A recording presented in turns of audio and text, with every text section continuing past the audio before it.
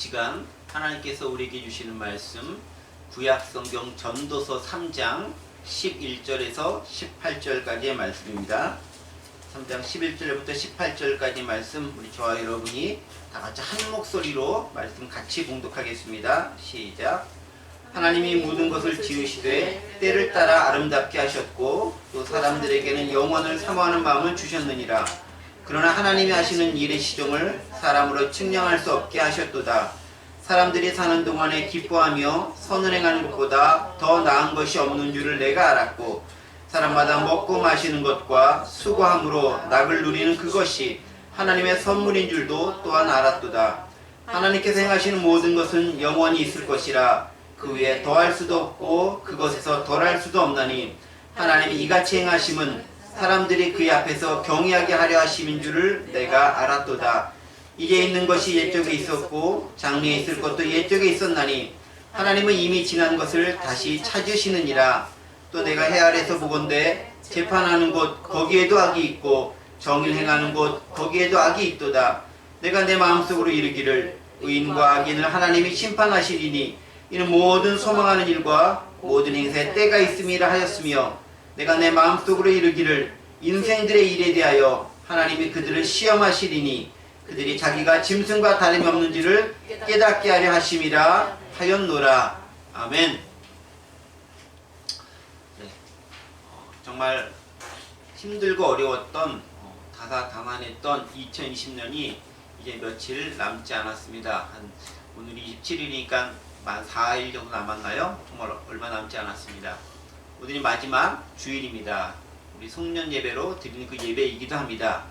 특히 올해는 송구영신 예배가 없기 때문에 모일 수 있는 마지막 날이기도 하고요. 거의 모든, 제가 볼 때는 대한민국뿐 아니라 지구상의 거의 모든 교회들이 송년에 따로 모이지 않고 이렇게 주일 예배를 마지막으로 마무리하지 않나 그렇게 생각됩니다.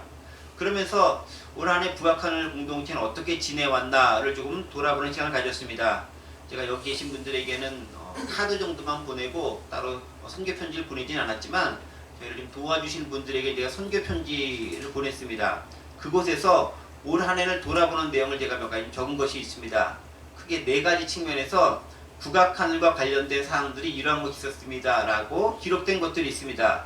내용은 이런 것이었죠. 올 한 해 어려운 가운데도 감사한 것이 무엇인지, 하나님께서 어떻게 역사하시고 길을 여셨는지에 대한 것입니다. 그 내용 제가 잠깐 좀 읽어드리겠습니다. 첫 번째부터 이겁니다. 먼저 교회적으로 북악하늘의 가장 큰 변화는 서울 강북노에 가입하게 되었다는 점입니다. 개척하고 만 3년이 지나 가입이 허락되었습니다. 사실 개척 초기에는 노예 가입에 대해 별 필요성을 느끼지 못했지만 코로나 사태를 겪으면서 교회와 교인의 정체성이라는 측면에서 그 필요성을 자각하게 되었습니다. 쉽지 않은 여정이었지만 하나님의 인도하심과 지인들의 도움으로 가입이 허락되었습니다. 가장 감사한 일입니다. 더하여 고용공활증도 발급하게 되었습니다. 첫 번째 내용이었고요. 두 번째는 교회 운영은 재정이나 교회 출석, 활동에 있어서 코로나로 힘들었던 것이 사실입니다. 양적, 질적 성숙을 목표로 올 초 시작했지만 예기치 못한 변수는 저희 허약하고 무력한 실체만을 드러낸 한 해가 되었습니다. 하지만 지금까지 한 달도 월세를 밀리지 않았고 살림은 늘어가고 있고 여전히 매 주일 이렇게 예배를 드리고 있다는 그 사실 하나만으로도 개척교회 입장에서는 무척 감격적인 일입니다. 잘 버티고 견뎌냈다고 생각합니다. 순간순간 역사하시는 하나님의 손길을 절실히 체험한 한 해였습니다. 세 번째 것입니다. 도서관과 카페는 거의 활동이 불가능하여 그저 문만 열어놓는 수준밖에 되지 못하였습니다. 그럼에도 도서관 연합회 활동이 깊어졌고 지역의 다양한 분들과도 인적 네트워크를 형성하게 되었습니다. 또한 몇몇 장비들의 충원과 수건 사업이었던 소장도서 입력 작업도 진행되고 있습니다. 체계가 갖춰가고 있다는 반증입니다. 내년에는 비대면 상황에서 어떻게 관계와 교제가 깊어가며 지역사회에서 북악하늘 역할을 감당할지 고민하고 있습니다. 마지막 4번째입니다. 저 개인적으로는 여러 사회활동에 참여하여 글쓰기를 조금 할 수 있게 되었습니다. 가정적으로 저희 자녀들도 큰 어려움 없이 대학을 다니게 되었습니다. 저희 부부의 후원과 뒷바라지가 거의 없었음에도 사회에서 그런대로 제 역할을 감당하고 있음이 무척 고맙게 다가옵니다 라고 하면서 4가지 측면에 있어서 교회와 저희 가정에서 감사한 것들을 적어서 도와주신 분들에게 저희가 보냈던 그런 기억이 있습니다. 그래서 이런 내용으로 보냈구나라는 거 여러분들도 아시면 좋을 것 같고, 사실 기도 제목도 더하 있는데 그건 저희가 평소에 기도한 내용들이니까 특히 말씀 안 드리지 않고요. 기도에 더해서 이렇게 기도해 주십시오 라고 보냈던 그런 내용이 있습니다. 이런 것들을 돌이켜보면서 그런 생각이 있습니다. 어려웠지만 하나님은 여전히 역사하고 계셨고, 또 그 순간순간에 버티기가 힘들고 어렵고, 또 절망도 일어나고 낭망도 생기고 이거 이대로 해야 되나 말아야 되나 여러 가지 생각들이 교차하긴 했지만, 지나놓고 보면 하나님은 우리가 비록 인식하고 인지하고 깨닫고 있지 못해서 그렇지 우리와 함께하지 않는 순간은 한순간도 없었다라는 것을 고백하지 않을 수 없다는 거죠. 그게 또 은혜였다는 사실입니다. 그러면서 올 한 해를 마무리하면서 무슨 말씀을 전할 고민하다가 늦은 시간에 힌트를 얻어서 오늘 말씀의 제목을 정하게 됐습니다. 그것은 세상의 모든 일, 좋은 일도 있고 나쁜 일도 있고 힘든 일도 있고 기쁜 일도 있고 그 모든 경험할 걸 누릴 것을 다 누린 전도자, 히브리어로 코헬렛이라고 합니다. 전도서가 코헬렛이라고 하는데 이게 전도자가 하는 말이란 그런 의미를 가지고 있습니다. 이 코헬렛이라는 사람이 인생을 돌아보면서 기록한 말씀입니다. 아마 이 전도자가 학자들은 추측컨대 솔로몬의 가능성이 가장 높다라고 얘기하지만 본문에서 솔로몬이다라고 얘기하지 않기 때문에 확실치는 않지만 솔로몬의 것이 가능성이 더 높습니다. 왜냐하면 다윗의 아들이고 자손이고 또 예루살렘의 왕이다라고 했으니까 그 이제 솔로몬의 가능성이 가장 높죠. 그 모든 것을 경험했던 그가 기록한 내용이 전도서고, 그 말씀을 통해서 우리에게 주는 교훈이 있겠구나 싶은 것이 있습니다. 또 특별히 올 한 해 우리의 삶의 모습과도 맞닿아 있고, 또 지금 현재 우리가 우리 자신을 보면서 우리의 사회를 돌아보면서 경험되어지고 속성했던 여러 가지 사건들과도 그것을 어떻게 지혜롭게 바라볼 수 있는가에 대한 통찰을 주는 말씀이 아닐 수 없습니다. 그래서 이 위기 상황에서 어떻게 우리 자신과 삶을 바라보면 좋을 것인가에 대한 지혜를 오늘 말씀을 통해 얻는 그런 귀한 시간 되기 원합니다. 자, 오늘 본문의 말씀, 저희는 3장 11절부터 18절까지 이 말씀 읽었는데요. 특별히 크게 두 가지 측면에서 오늘 말씀 우리에게 교훈을 주고 있습니다. 첫 번째 건 뭐냐면요, 때에 대한 말씀 우리에게 해주고 있습니다. 15절까지의 내용이고요. 두 번째는 사회 정의에 대한 말씀을 하고 있는데 18절까지 내용입니다. 사실은 제가 중간을 딱 띄어서 그렇지 사실은 그 3장 1절부터 15절까지가 때에 대한 전체에 대한 내용이 되는 것이고, 또 6절부터 그 이하까지는 사회 정의에 대한 전체 내용들을 얼버무려 하고 있습니다. 그 두 가지 것을 모아서 중간에 부분 떼어가지고 오늘 말씀의 본문으로 삼았습니다. 그리고 특별히 앞부분 때에 대한 부분들은 우리 각자 개개인의 삶에 대한 것을 이야기해주고 있다고 한다면, 나중에 나오는 것들은 우리가 사는 사회에 대한 이해를 도움을 주는 그런 내용을 기록하고 있습니다. 그러니까 개인이 어떻게 때에 맞게 하나님 안에서 살아갈 것인가, 더불어 우리 사회가 하나님 안에서 살아간다는 것은 어떤 의미가 있는가에 대해서 오늘 본문이 이야기해주고 말씀하고 있다는 것입니다. 자, 먼저 11절 말씀을 좀 함께 보도록 하겠습니다. 11절 말씀 제가 읽겠습니다. 하나님이 모든 것을 지으시되 때를 따라 아름답게 하셨고, 또 사람들에게는 영원을 사모하는 마음을 주셨느니라. 그러나 하나님이 하시는 일의 시종을 사람으로 측량할 수 없게 하셨도다 라고 기록되어 있습니다. 자, 여기는 특별히 한 세 가지 정도 나눌 수 있죠. 하나님이 모든 것을 때를 따라 아름답게 지었다. 또 사람들에게 영원을 사모하는 마음을 주셨다. 그러나 하나님이 하시는 일의 시종을 사람이 측량할 수 없게 하셨다. 이 세 가지 측면에 대해서 이야기해주고 있습니다. 저는 이 부분을 보면서 딱 떠오르는 말씀이 있습니다. 어디가 떠오르느냐? 창세기 1장과 2장이 떠오르는 거예요. 여기 보시면 11절 보세요. 네. 하나님이 모든 것을 지으시되 때를 따라 아름답게 하셨고, 또 사람들에게 영원을 사모할 마음을 주셨느니라. 그러나 하나님께 하시는 모든 일을 시종을 삼 측량할 수 없게 하셨다라고 기록되는 이 세 부분으로 나눠져 있는 12절의 구절은 창세기 1장과 2장에 있는 내용들과 상당히 많이 유사되고, 그 모습을 이 전도사 코헬렛이 기억을 하면서 이 말씀을 기록하지 않았을까, 그런 생각을 하게 됩니다. 창세기 1장 한번 볼게요. 우리가 잘 아는 말씀 1장 1절, 태초에 하나님이 천지를 창조하시니라. 자, 아까 하나님께서 때에 따라 아름답게 하나님 모든 걸 지으실 때를 따라 아름답게 하셨다라고 했죠. 여기도 태초에 하나님 천지를 창조하시니라. 그런데 어떻게 지었다? 아름답게 지었다라고 합니다. 여기 31절 보면 다 쭉 얘기한 다음에 하나님이 지으신 그 모든 것을 보시니 보시기에 심히 좋았더라. 저녁이 되고 아침이 되니 이는 여섯째 날이다 라고 하면서 마무리 주고 있습니다. 1장의 마무리 이렇게 되어지는 것을 알 수 있습니다. 그렇죠. 창세기 처음은 무슨 내용입니까? 하나님의 창조에 대한 선언이 창세기 1장에 처음에 기록되어 있습니다. 태초에 하나님이 천지를 창조하셨다. 하나님의 천지를 지으셨다. 만드셨다고 기록하고 있습니다. 그리고 여기에는 하나님께서 첫날부터 제6일까지 어떻게 하셨는지를 밝히고 있습니다. 1장을 보면 하나님이 천지를 창조하셨다라고 1장 1절 고백하고 그 다음에 첫째 날부터 31절까지 여섯째 날까지 어떻게 만드셨는지를 말씀으로 어떻게 하셨는지를 기록하고 있습니다. 매 순간순간을 기록하고 있는 것이죠. 그리고 순간마다 매 구절마다 매 날마다 끝날 때쯤 돼서 보시기에 좋았더라. 좋았더라. 아까 11절 읽은 것처럼 때를 따라 아름답게 하셨다라는 것처럼 보시기에 좋았더라 라고 언급하셨고, 특별히 모든 창조가 끝나는 날 여섯째 날 맨 마지막에는 뭐라고 합니까?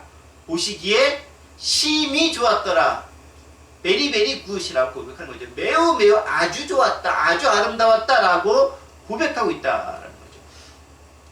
창세기에서 언급한 그 하루 6일째가 오늘 우리가 나는 그 6일째인지는 명확하지 않고 확정될 때 의견이 달라질 수 있지만, 확실한 것은 그것이 모두 6일 동안 이런 천지 창조가 모두 하나님의 때에 따라 맞춰서 아름답게 착착착 진행되어 갔다는 사실이에요. 그리고 그렇게 이루어진 모든 걸 보면서 하나님께서는 보시기에 좋았다. 다 이룬 것을 본다면은 보시기에 심히 좋았다 라고 선언하셨다라는 거예요. 자, 그런데 그렇죠. 하나님의 창조는 때에 따라 이루어졌고, 그렇게 때에 따라 진행되는 모든 것은 아름답고 좋은 것이라고 합니다. 그런데 왜 그게 아름답고 좋은 것일까요? 그냥 잘 이루어졌다. 그냥 예수님께서 하셨던 말처럼 다 이루었다 라고 하면 좋은데, 왜 굳이 보시기에 좋았다, 심히 좋았다, 아름다웠다 라고 표현하셨을까에 대한 질문이에요. 그 말은 뭐냐면은, 하나님께서 우리가 생각하는 아름답다, 선하다, 좋았다, 참된 것이다 라고 하는 개념과 하나님께서 생각하고 여기시는 아름답다, 선하다, 참되다 라고 하는 개념이 약간 다르다는 것을 알 수 있습니다. 우리는 아름답다, 선하다, 참되다 라는 것을 우리의 기준으로 판단하고 있지만, 하나님께서 보시기에 아름답다, 선하다, 참되다, 진선미인 거잖아요. 그렇죠? 이 아름답다, 선하다, 참되다의 기준은 뭐냐면, 하나님께서 원하시고 뜻하신 대로 그대로 이루어지는 것이 가장 아름답고 선하고 참된 것이라는 것을 드러내고 있다는 거예요. 하나님께서 말씀하셔요. 빛이 있어라. 천다. 빛이 그대로 있었어요. 보시기 좋았다라는 거예요. 말씀하셨는데 말씀한 그대로 되는 게 가장 보시기 좋은 거고 가장 아름다운 거고, 그게 진리다라는 거예요. 그게 첫째 날부터 여섯 날까지 매날 그렇게 반복되고, 마지막 통틀어서 다 종합해 놓고 보니까 종합선물 세트도 참 좋았다라는 겁니다. 가장 좋은 거, 아름다운 거는요, 하나님께서 원하시는 대로 이루어지는 게 가장 좋은 거예요. 근데 하나님께서 원하시는 것하고 내가 원하는 것하고 약간 다를 때가 있잖아요. 그러니까 예를 들면 하나님께서는 전체를 다 보시기 때문에 지금쯤 요 A라는 방향으로 가고 B를 가고 C를 가야지 좋다고 생각하시는데, 나는 당장 눈앞에 있는 것밖에 보지 못하기 때문에 당장 내 눈앞에 있는 좋은 것만 좋은 것으로 보이는 거예요. 그게 악으로 빠지는, 그게 낭떠러지로 가는 길일 수도 있는데, 그걸 우리는 모르기 때문에 그냥 지금 당장 좋은 것만 좋다고 해요. 그런데 하나님은 그게 아닌 거죠. 지금 내한테 좀 나쁜 것처럼 보이지만 그게 오히려 더 좋은 거야 라고 얘기하시면서 그게 하나님 보시기에 선한 길로 이끌어지는 길이라고 말씀하십니다. 그러니까 내가 보기에 좋은 게 아니라 하나님 보시기에 좋은 게 진짜 좋은 거다라는 거죠. 천지창조는 그렇게 이루어졌다라는 거예요. 하나님께서 원하신 대로 그냥 그대로 쫙 이루어졌다라는 거예요. 그리고 그게 좋았다라는 거예요.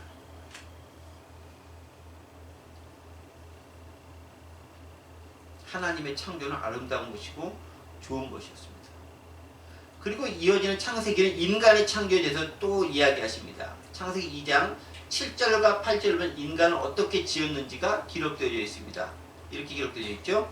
여호와 하나님이 땅의 흙으로 사람을 지으시고 생기를 그 코에 불어넣으시니 사람이 생명이 되니라. 여호와 하나님이 동방의 에덴에 동산을 창설하시고 그 지으신 사람을 거기 두시니라 라고 기록되어 있습니다. 이 구절은 아까 봤었던 우리 11절 중에서 두 번째에 해당하는 우리 그런 구절이라고 생각됩니다. 두 번째에 해당되는 구절이 뭐라고 되어 있습니까? 또 사람들에게는 영원을 사모하는 마음을 주셨느니라 라고 이야기하고 있습니다. 영원을 사모하는 마음이 사람 가운데 있다는 거예요. 하나님께서 창조할 때 그 마음을 집어넣었다라는 거예요. 근데 그 구절을 어디서 찾을 수 있느냐? 창세기 2장 7절과 8절이 있다는 거죠. 하나님께서 흙으로 사람을 지으시고 그 코에 생기를 불어넣으시니 생명이 되니라. 바로 이 부분이 사람이 영원을 사모하는 마음을 가질 수밖에 없게 되는 근거와 이유가 된다는 거죠. 하나님은 다른 피조물과 다르게 인간은 말씀으로 만드셨어요. 그랬어요? 인간은 재료를 가지고 만드셨죠. 말씀도 있지만 다른 피조물들은 말씀만으로 만들었습니다. 그러니까 있어라. 그럼 근데 인간은 있어라 라고 하셔도 만드셨을 거예요. 뭐 하나님께서 전지전능하심이 불가능하겠습니까? 근데 그냥 있어라 라고 하지 않습니다. 어떻게 얘기합니까? 뭔가 진료를 가지고 만드신 거예요. 이미 땅에 존재하는 흙, 여기 먼지, 흙이네, 더스트라고 하는 게 있어요. 흙이라는 물질이 있었고 그 물질의 호흡, 생기라고 되지, 생기를 불어넣어서 생명, 리빙 빙, 살아있는 존재가 되도록 만드셨다라는 거예요. 다르죠? 다른 모든 물질을 만든 것과 인간을 만든 게 다르다. 차별된 모습을 보였다라는 거죠. 그러면서 또 중요한 차이점이 있어요. 다른 모든 피조물들을 만들면서 그 코에 생기를 불어넣었다. 이런 표현이 없어요. 오직 인간만이 있습니다. 그 코에 불어넣은 생기가 하나님과 인간이 소통할 수 있는 중요한 매개체가 되는 거예요. 이걸 다른 말로 영적으로 통할 수 있는, 하나님과 우리가 통할 수 있는 그 길이 만들어진 거죠. 그러니까 우리가 하나님과 영적으로 통한다는 것은 생기를 그 코에 불어넣기 때문에 하나님의 호흡이 우리 안에 들어와 있기 때문에 그 호흡을 통해서 교제하고 소통하고 이야기하고 삶을 나눌 수 있게 되더라라는 것입니다. 하나님께서 인간의 인격성을 불어넣은 거죠. 그러니까 하나님은 인간을 다른 피조물과 다른 방식으로 만들고 독특하게 하나님과 교제할 수 있도록 만드셨습니다. 바로 이 점이 인간이 비록 하나님을 모르거나 믿지 않는다 할지라도 그 마음 깊은 곳에서 종교성을 가지고 뭔가 절대자를 찾고자 하는 마음이 생기게 되는 이유가 되는 거라는 거죠. 아까 11절에서 읽었던 것처럼 그 안에 영원을 사모하는 마음을 주셨다라는 것이 바로 여기서 비롯되는 거죠. 영원을 사모하는 마음, 영적인 존재를 사모하는 마음, 영원히 살아있는 그 하나님을 절대자를 사모하는 마음이 하나님께서 인간을 만드실 그때 불어넣어 주셨기 때문에 우리가 가질 수밖에 없다라는 것입니다. 그럼에도 인간은 인간이에요. 다른 피조물과 좀 다르게 창조했고 하나님과 통할 수 있게 만들었다고 하지만 인간도 역시 피조물인 거예요. 인간이 창조주도 아니고 하나님도 아닙니다. 인간은 피조물입니다. 어떻게 그 창조가 그렇게 가능하며 그 깊은 뜻이 무엇인지 우리는 다 알 수 없습니다. 피조물이 창조주가 왜 그렇게 하셨는지를 다 헤아려 알지 못해요. 우리의 깊은 속마음을 내가 만든 물건이 알지 못해요. 제가 사용하고 있는 여러 물건들이 내가 그 목적을 가지면서 어떤 마음을 만들었는지 정확하게 알지는 못해요. 인간이 하나님을 다 알 수는 없다는 거죠. 다만 창조주이신 하나님만이 아실 뿐입니다. 그래서 아까 11절 하반절에서 기록하고 있죠. 그러나 하나님이 하시는 일의 시종을 사람으로 측량할 수 없게 하셨다. 사람으로 헤아리며 알 수 없게 하셨다라는 거예요. 여기서 하나님과 인간의 질적인 차이가 나타나는 거죠. 인간이 아무리 뛰어나고 잘난 척 해봐야 하나님의 놀라운 섭리 또 모른다라는 거예요. 만들어진 물건이 만든 사람을 속속들이 다 알 수 없다라는 거예요. 그냥 만들어진 물건은, 만들어진 존재는 그 만들어진 존재에 맞게 살아가면 그것으로 대치 오케이, 하나님께 그거 보시기에 좋았어, 잘 됐어 라고 인정하시는 그게 가장 선하고 아름다운 결과다라는 거죠. 피조물은 창조주의 모든 것을 알 수도 없고 알 필요도 없습니다. 알아지지도 않습니다. 우리는 이 말씀을 통해 기분 통찰 없죠. 하나님이 만드신 모든 것은 아름답지만 우리는 그 모든 것을 알지도 못하고 이해하지도 못한다는 사실입니다. 우리는요, 가능하면 많은 것을 알려고 애쓰고 있고 다 이해하려고 노력하고 있고 모든 것을 내 지식 안에, 내 머리 안에 두려고 애쓰고 있습니다. 물론 이것은 무척 의미 있는 일이고 이것을 통해서 인류가 발달되고 성장해 왔음도 부인할 수 없습니다. 하지만 실제로 우리가 알 수 있는 지식과 인식은 극히 제한적이고 정말 작은 것밖에 없습니다. 제가 평생 동안 책을 아무리 많이 읽는다 하더라도 전 세계 지식 가운데 얼마나 알겠어요? 전 세계 지식 가운데 아주 극히 일부분을 안다고도 할 수 없을 만큼 알려고 노력했다가 그냥 가는 거예요. 알아봐야 얼마나 알겠습니까? 그게 우리의 모습이라는 거죠. 하지만 한 가지 분명한 것이 있다는 것입니다. 그게 뭐냐면 하나님께서 의도하시고 하나님께 만드신 것이기 때문에 궁극적으로 내가 알든 모르든 상관없이 때에 따라 그 모든 것들은 각자 자기 역할 감당하면서 적절한 때에 열매를 맺게 되더라라는 거예요. 나물 보면 잘 알잖아요. 꽃 보면 알잖아요. 지금 저희 풍성에 자랐던 저기 나무들 같은 것들도 이제 겨울 되고 좀 차가워지니까 잎들도 막 떨어지고 막 시들시들해지는 것처럼 보이지만, 그리고 조금 더 지나면 저것들도 그냥 다 떨어져 버려가지고 앙상에 남을지 모르지만 또 이제 내년 봄 되고 여름 되면 또 다시 풍성하게 살아가 열매를 맺게 되고 풍성해진다라는 거예요. 보이십니까? 하나님은 그렇게 때에 맞게 자랄 수 있도록 그 안에 장치를 심어놨다. 자연 만물도 그러할텐데 우리가 하나님 안에 있는 존재라고 한다면요, 하나님을 떠나지 않는 한 하나님 안에서 우리 열매를 맺을 수밖에 없어요. 지금 당장 맺느냐, 좀 나중에 맺느냐, 늦게 맺느냐, 많이 맺느냐, 적게, 이런 차이는 있겠지만 열매를 맺을 수밖에 없다라는 거예요. 저는 이게 저한테 얼마나 큰 위로를 주는지 모릅니다. 창조주 하나님과 인간의 관계성, 그리고 그 모든 것에 대한 책임이 나한테 있다는 것이 아니라 하나님의 섭리 가운데 있다는 것이 얼마나 큰 위로를 주는지 몰라요. 지금도 뭔가 안 되는 일이 있어도 하나님의 때가 되면 내가 하나님을 박차고 나가지 않는 이상은 열매와 결실을 맺겠구나 라는 통찰을 얻을 수 있어요.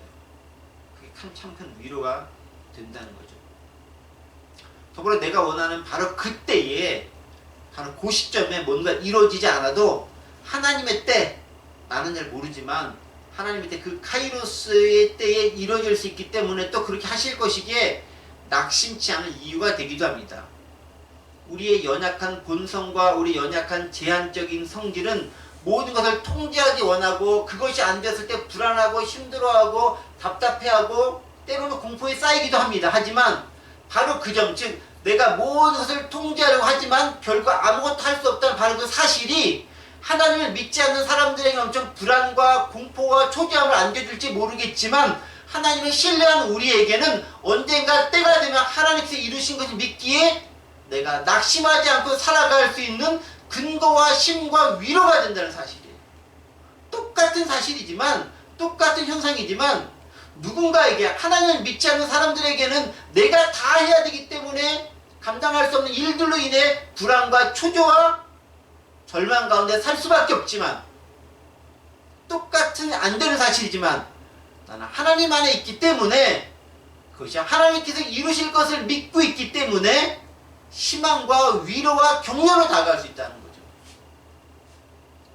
어느 쪽을 붙이시겠습니까? 절망, 낙담, 초조, 불안 이거 붙이시겠습니까? 아니면 희망, 소망, 그리고 하나님 안에서의 삶 이걸 붙이시겠습니까? 우리가 무엇을 붙느냐에 따라서 달라질 수 있다.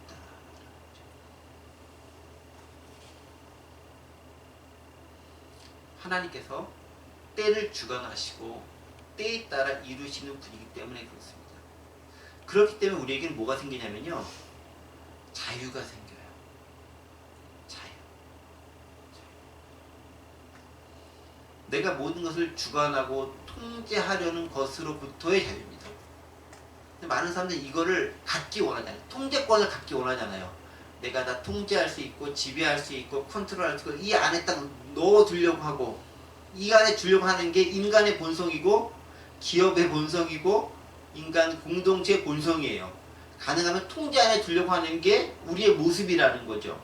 그런데 신실하게 하나님을 믿는 신앙인의 입장에서는 자유가 생기는 거예요. 내가 다 통제하고 주관하고 내가 다 컨트롤할 수 없다 할지라도 하나님께서 하시기 때문에 더 잘되고 선한 결과를 맺을 수 있을 것이라는 자유와 담대함을 가질 수 있게 되더라고요. 바로 이 사실이요, 욕심과 욕망으로 가득한 사람한테는 불만일지 모르겠지만 불완전한 인간의 속성을 알고 내가 뭘 했었을 때 내가 하려고 했던 것보다 하나님 하시기 더 잘 된다는 것을 경험적으로 알고 있는 저같이 연약한 사람에게는 그게 위로가 된다는 거예요. 내가 못해서 실패해도 하나님께서 그 실패 뒤에서 더 큰 뭔가 대안을 준비하고 계실 것이다 라고 하는 최소한 막연한 기대는 가질 수 있다는 거예요. 구체적으로 그게 뭔지는 저는 몰라도 그걸 가질 수 있다는 것입니다. 때문에 우리는 삶에 있어서 자유로워질 수 있는 거예요. 그 자유로움을 표현하며 우리가 행할 바를 기록한 것이 12절과 13절 말씀입니다. 12절과 13절에 있는 말씀을 함께 읽어보겠습니다. 시작. 사람들이 사는 동안에 기뻐하며 선을 행하는 것보다 더 나은 것이 없는 줄 내가 알았고 사람마다 먹고 마시는 것과 수고함으로 낙을 누리는 그것이 하나님의 선물인 줄도 또한 알았도다. 아멘. 뭐 얼마나 좋아요. 뭐 여러 가지 책임 그런 거 신경 써가지고 골치 아프고 힘들어 하지 말고, 너 그런 거 신경 쓰지 말고 네가 사는 동안에 기뻐하고 선을 행하는 것보다 더 좋은 거 없으니까 그냥 그렇게 살아라고 얘기하는 거예요. 이게 누가 얘기하면 전도자가 얘기하는 말이에요. 우리 성경을 믿고 있으니까 하나님께서 그를 통해 말씀해 주신 것이다 라고 우리가 받으면 또 그 말씀대로 역사하는 게 되는 거죠. 그렇죠. 너무 잘 알고 있을 필요 없다는 거예요. 뭐라 얘기합니까? 그냥 기뻐하며 선을 행하는 거 그와 더 나은 게 없어. 그렇게 얘기하는 거예요. 하나님의 섭리 안에 있었을 때 하나님께서 그렇게 이루어져 가고 만들어 가신다라는 거예요. 우리는 뭔가 이루지 못해서 완성하지 못해서 끝내지 못해서 안다라고 힘들어하는 경우가 많습니다. 근데 사실 이게 우리로 하여금 공로주의에 많이 빠지게 해요. 내가 뭘 잘했으니까 내가 높임받아야 돼. 내가 뭘 해냈으니까 내가 그에 대한 권리를 가져야 돼. 내가 이것을 행했으니까 내가 더 많은 이득을 취해야 돼. 라는 그 공로주의의 발상이 이 지점에서 나올 수 있는 거예요. 내가 뭘 했기 때문에 그에 합당한 대가를 받아야 돼 라고 우리는 주장할 수 있다라는 거죠. 그런데 이 부분에서 조금 자유로워지면은 무척 편한 삶을 살 수 있는 거예요. 내가 뭘 했으니까 이거 요구하지도 않게 되는 거죠. 그냥 삶을 누리면서 살아갈 수 있는 거죠. 그죠? 하루를 선하게 살면서 기뻐하며 즐기면 된다는 거죠. 게다가 덧붙여진 13절의 말씀 얼마나 좋습니까? 13절 무슨 내용입니까? 무슨 내용 13절? 13절 한번 읽어볼까요? 사람마다 먹고 마시는 것과 수고함으로 낙을 누리는 것이 하나님의 선물인 줄도 또한 알았도다. 이제는 아예 먹고 마시고 그게 하나님의 선물이라는 거잖아요. 수고하며 낙을 누리는 게 선물이다 라고 얘기합니다. 아예 먹고 마시고 일하면서 찾는 만족이 하나님의 선물이라는 거예요.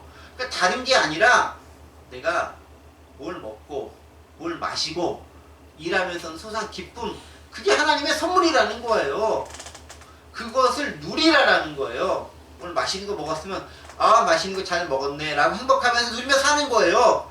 그 맛있는 걸 먹으면서 내일 지구가 멸망한 것처럼 큰 근심 걱정을 살지 말고, 물론 우리 인간이 연약하기 때문에 내일 큰 일이 닥치면 맛있는 음식이 혀에 달게 들어오진 않을 거예요. 그러나 그렇다 할지라도 오늘 이 순간을 즐기며 누리며 행복하게 살아가라는 거예요. 그게 하나님의 선물이라는 거예요. 자, 근데 보세요. 먹고 마시고 일하는 것, 이건 인간이 기본적으로 감당해야 할 의무이기도 하지만 일종의 본능과 같은 거예요. 먹고 마시는 거 없으면 죽잖아요. 당연히 할 수밖에 없는 거잖아요. 일하는 것도 인간의 삶의 의미를 찾기 위해서 반드시 필요한 거고 생존을 위해 일을 안 할 수는 없습니다. 아담과 하와가 일을 안 했겠어요? 에덴 동산을 돌보는 거 관리하는 게 그들의 일이었어요. 근데 그걸 제대로 못하니까 쫓겨나가지고 훨씬 더 힘들고 땀 흘리면서 고생하며 일해야 되는 거지 좀 더 편하게 일했을 텐데 범죄하니까 더 힘들게 일하는 것으로 내 쫓겨난 것에 불과한 거예요. 우리는 뭔가 위대한 것을 행하면 멋진 일을 행해야 잘하는 것 같지만 그저 하루하루 은혜를 만끽하면서 살아가는 그것이 하나님의 선물이라는 거예요. 그리고 이건 누구나 다 하는 일들 아닙니까? 뭔가 특별한 사람들만 하는 게 아니라 인간이라는 존재라면 누구나 다 해야 되고 할 수밖에 없는 것들이라는 거예요. 지극히 평범한 게 지극히 가장 좋은 거다.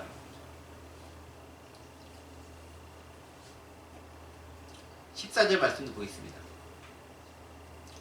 하나님께서 행하시는 모든 것은 영원히 있을 것이라 그 위에 더할 수도 없고 그것에서 덜할 수도 없나니 하나님이 이같이 행하심은 사람들이 그의 앞에서 경외하게 하려 하심인 줄 내가 알았도다.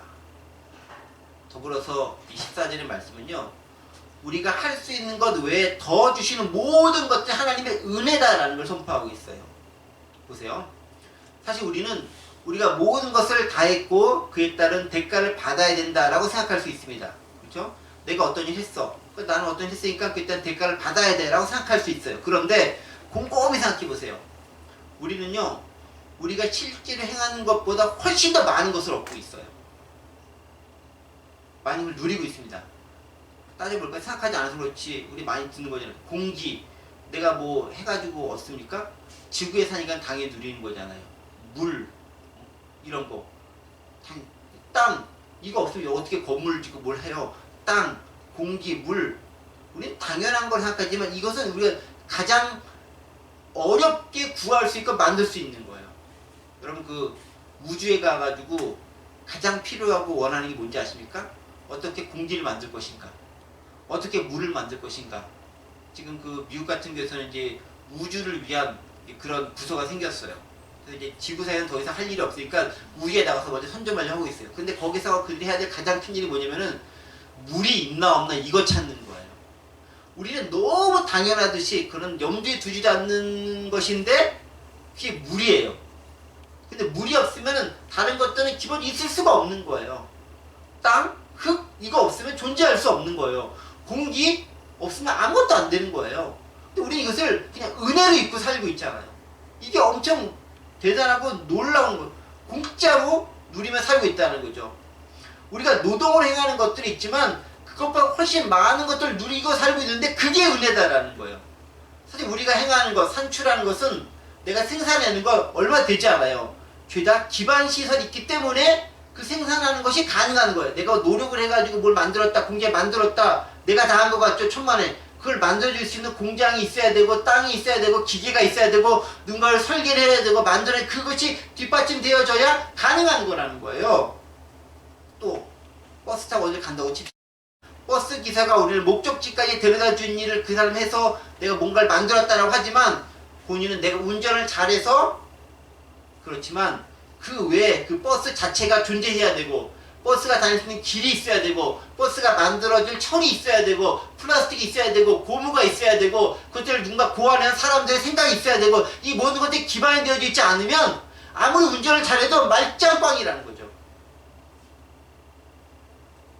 실제로 어떤 것이 이루어지기 위해서는 그 기반이 되는 것들이 훨씬 더 밑받침돼야 되는데 기반이 되어야 되는 것들이 훨씬 더 많은 노력과 힘과 시간이 훨씬 더 많이 요구되는 거예요. 기반 시설이 얼마나 갖추어 있는가가 소위 말해 땅값에도 중요한 영향을 미치잖아요. 우리가 땅을 샀는데 도로가 있느냐에 따라서 그 땅이 비싸냐 싸냐가 결정되는 거 아닙니까? 근데 그 기반이 되는 것 그러면 내가 노력해서 내가 뭐 해서 하는 겁니까? 그게 은혜로 주어진 거라는 거죠. 감사하지 않을 수 없다는 거죠. 하나님께서 우리도 마찬가지라는 거죠. 인간이 위리해서 뭔가 마구 만드는 것 같지만 실제로 그것이 이루어지기 위해서 선 존재, 앞서서 존재하는 것들이 있다는 거죠. 그것을 하나님께서 만들으셨다는 거죠. 인간 존재 그렇게 생겼잖아요. 어떻게? 흙으로 만들었죠. 실. 인간 존재, 이게 흙이라는 게 선존이 있기 때문에 만들어졌다는 거죠. 그래서 인간은 유에서 유를 창조하지만 하나님은 무에서 유를 창조하는 거예요. 그래서 유에서 유를 창조하는 놈이 건방지게 무에서 유를 창조하는 분에게 내가 이렇게 했으니 내 노동값을 내놔! 라고 요구할 수 권리가 없다라는 거예요. 뭘 창조할 수 있는 껌더지가 되는 그 기반조차 그분이 만들어 주셨기 때문에 그래서 은혜를 누리며 살아가는 게 필요하다는 거죠. 때문에 14절 뭐라고 했냐면 하나님만을 경외할 수밖에 없다라는 거예요. 하나님만 높이 만들 수밖에 없다라는 거예요. 네가 아무리 잘난 척 해봐야 그 모든 잘난 척 할 수 있는 것의 기반은 하나님께서 제공해 주셨기 때문에 있는 건데 뭘 네가 잘했다고 떠들고 사느냐라고 이야기하는 거예요. 결국은 하나님을 경외하는 수밖에 없다는 거죠. 교회 생활도 비슷합니다. 예를 들면 어떤 사람은 자기가 아니면 교회 일이 안 돌아갈 것처럼 말하는 분들도 있어요. 잘못된 겁니다. 또 반대로 나는 아무것도 안 해도 된다라고 말씀하시는 분도 계세요. 이것도 잘못된 거예요. 둘 다 틀린 생각입니다. 우리는 하나님의 섭리 안에서 그냥 겸손하게 내게 맡겨진 일을 즐기며 선하고 기쁘게 감당하면 그것으로 족하다라는 거예요. 그게 인간이 할 일이라는 거죠. 내가 모든 것을 책임질 수도 없지만 내가 모든 것에 무책임하지도 않기 때문이라는 거죠. 최소한 누리며 살아가고 내게 맡겨진 일을 감당할 책임은 내 안에 있기 때문에 그렇습니다. 무에서 유를 만들지 못하지만 유에서 유를 만들 책임이 우리 안에 있기 때문에 그러합니다. 하나님의 일에 기꺼이 기쁜 마음으로 동참하는 일의 결과를 맡기는 게 우리의 자세다라는 것입니다. 마지막으로 한 가지만 더 마무리하고 마치도록 하겠습니다. 시간이 많이 흘러갔습니다. 인간 개개인에 대한 것은 그런데 그러면 우리 사회에 대한 것은 어떨 것인가? 16절, 17절, 18절의 말씀 읽어보겠습니다. 내가 또 헤아려서 보건대 재판하는 것 거기에도 악이 있고 정의를 행하는 것 거기에도 악이 있도다.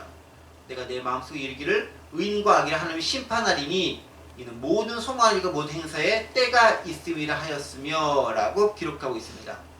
보세요. 인간 사회는 과연 정의롭습니까? 살만합니까? 법원과 판결에 대해서 우리가 정의롭다라고 인정할 만한 것들로 가득 차 있습니까? 그렇지 못한 것을 많이 보지 않습니까? 가난하고 힘없는 자들이 마지막으로 의지할 수 있는 곳이 어디냐면은 법원이에요. 법원. 재판장인 거죠.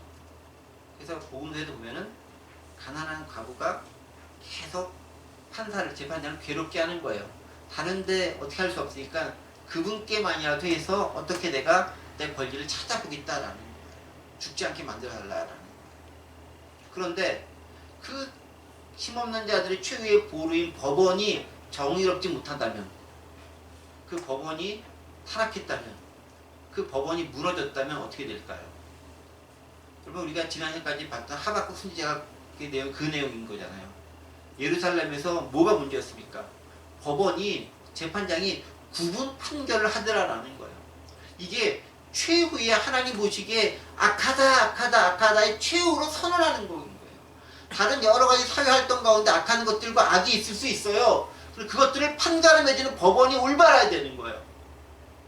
그래서 솔로몬이 하나님께 간구했던 게 뭐냐면은 분별하고 판결하는 지혜로운 마음, 지혜라고 되어 있지만 지혜로운 마음을 달라 했던 게 뭐냐면은 분별하고 판단하고 판결하는 마음을 하나님께 원했던 거예요. 내가 굽지 않게 올바른 제대로 된 판결을 할 수 있도록 해달라. 그게 내가 갖고 싶은 유일한 소망 한 가지입니다 라고 고백할 수 있는 게 바로 그거였다는 거죠. 왜? 그게 가장 최후의 보루이기 때문에 그렇다는 거죠. 근데 거기서 굽어 있다면, 그게 온전치 못하면 그 사회는 정말 희망이 없는 사회가 될 수밖에 없다는 거죠. 법원이 타락하고 옳지 못한 판결을 내면 힘없는 사람들 갈 곳이 없어집니다. 법원이 가진 자들의 편에 서고, 법원이 기득권의 편에 서고, 법원이 권력의 편에 서고, 법원이 그들의 이해에 따라서 왔다 갔다 한다면 가난한 서민들은 정말 갈 곳이 없어지는 거예요. 하나님은 그것을 가장 싫어하는 거예요. 한국 사회에서도 법원이 그렇게 신뢰하지 못한 것을 여길 때가 참 많습니다. 판결에 대해 다수가 수긍하지 못할 때가 많습니다. 이게 진짜 옳은 판결이야? 라고 물을 수가 있어요.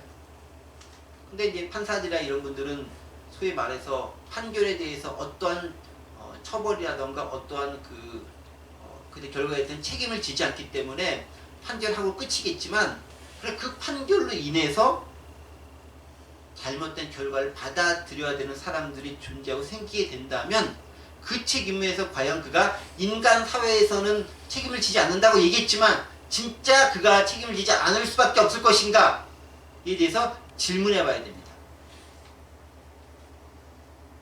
그래서 전도자도 이렇게 얘기하죠. 법원과 정의조차도 악에 휘두를 수 있다. 성경에서 이야기하고 있는 거예요. 브라질에서 그런 일이 실제 일어났어요. 브라질에 유명한 모르 판사라는 분이 계십니다. 그리고 그 판사가 있기 전에 브라질을 아주 경제 대국으로 이끌었던, 지금은 브라질이 IMF에 폭망해가지고 엄청 조금 어렵게 사는 나라가 됐지만 예전에는 그 브릭스라 그래가지고 엄청 잘 사는 나라 10등, 세계 10등 안에 들어갈 정도의 그 경제 부국이었어요. 이거를 누가 이러냐면 룰라라고 하는 대통령이, 이 사람이 어려운 가정에서 태어나서 대통령이 되어서 이 사람이 그렇게 나라를 부하게 만들었어.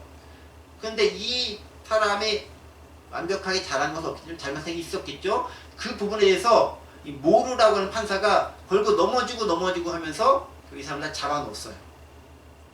그 이후에 다른 사람이 됐을 때 다 탄핵당하고 어려워지고 결국 이 판사가 자기가 이제 대통령의 꿈을 꾸면서 하려고 하고 있습니다. 지금 현재 일어나고 있는 일 가운데 하나예요. 그런 현 가운데 지금 브라질의 경제가 어떻게 됐느냐? 거의 망해가기 직전 가운데 있어요. 법원에서 판사가 어떻게 판결했느냐에 따라서 그 나라의 운명이 좌지우지 되기도 한다는 겁니다. 하물며 저희같이 약한 사람의 입장에서는 그들이 어떻게 판결했는가에 따라서 얼마나 많은 부분들이 달려져 있겠느냐라는 것입니다. 하나님께서 그래서 법원의 판결에서 무척 중요하게 보실 수밖에 없다. 약한 자의 최후의 보루이기 때문이라는 거죠. 그런데 그것마저 무너질 수 있다라고 성경은 이야기하고 있는 거예요. 전도자가 보기에 가장 잘 판결하는 지혜를 가진 솔로몬이 본인이 재판장이잖아요. 본인이 보기에도 그렇게 제대로 판결을 못할 때가 있다라는 거예요. 하지만 17절, 18절에서 뭐라고 선언합니까?